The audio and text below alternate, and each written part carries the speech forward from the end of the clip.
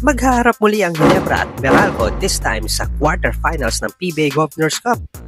After a tough loss in overtime to NLEX, Ginebra finished with a 6-4 record, placing them in a best-of-5 series against longtime rivals, ang Meralco Bolts. Expected na intense ang matchup as both teams are strong contenders, with the rivalry adding extra excitement sa quarterfinal series. We know Ginebra has Meralco's number, pero last Philippine Cup tinalo ng Bolts ang Gin Kings sa kanilang semis matchup na umabot pa ng Game 7 at eventually claiming the crown against heavily favored San Miguel Beermen. Pero teka, this time, sino ba ang liyamado at sino ang dehado? Let's start with Meralco. Kapag nasa Meralco ang bola, aasa sila sa kanilang lakas sa inside-outside shooting at guard play. Ang mga pangunahing manlalaro tulad nina Chris Newsom at Alain Maliksi ay malamang na magkikreate ng mga offensive opportunities sa pamamagitan ng mabilis na paggalaw ng bola at perimeter shooting. Maaari rin nilang samantalahin ang depensa ng Ginebra sa pamamagitan ng mabilis na break, lalo na kung kaya nilang kontrolin ang mga board kung saan nangunguna si Brandon Bates. Ang hamon para sa Meralco ay ang paglusot sa solid na depensa ng Ginebra sa half-court na naka-anchor ng kanilang malalaking tao na sila Isaac Go at Japet Aguilar. Now, going to the defensive side, Meralco is a very good defensive squad. They will definitely focus kay Brownlee at Scotty Thompson. Zone defense will be occasionally employed para magkaroon ng contested threes. At ngayong wala na si Christian Standhardinger, aminin natin na mas dadali ang depensa sa loob ng mga malalaking tao at dapat makontrol ang rebounding lalo na andyan si Cliff Hodge at Brandon Bates. Sa Ginebra side naman tayo, when they have the ball, they will definitely rely sa kanilang triangle offense which pwedeng mag-start kay Japet or pwede rin si Justin Brownlee or sino pang malalaking tao sa kanila na pwedeng gumawa nun. They have several guys who can hit the 3-point shots na makakatulong sa kanilang spacing at magkikreate ng atake sa basket. Plus, the greatest of both Scotty Thompson and JB sa offense can make a big difference, lalo alam natin na matchup problem talaga sila sa Meralco.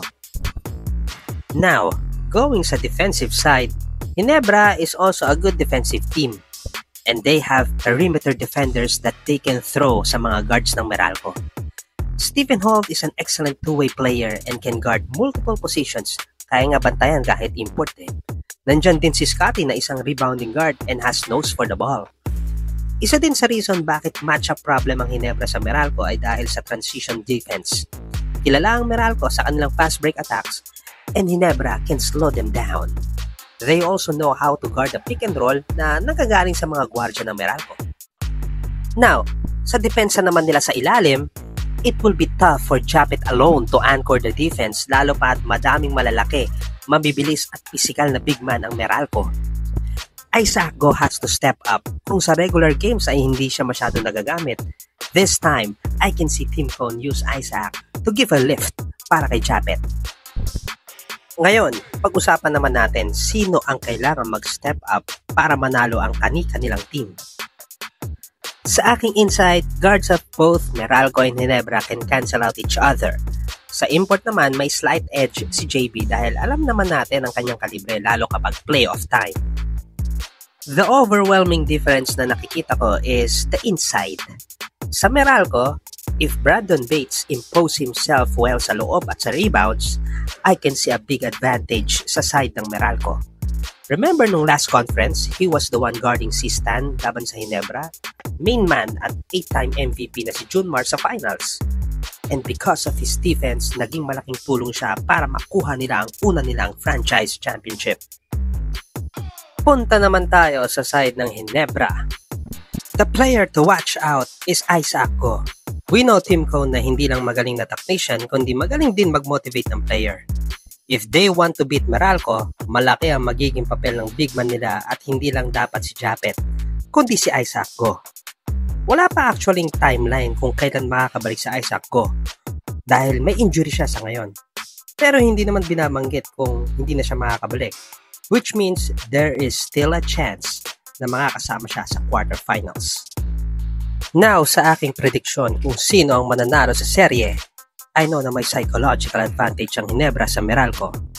They have beaten Meralco several times sa series lalo na sa finals matchup.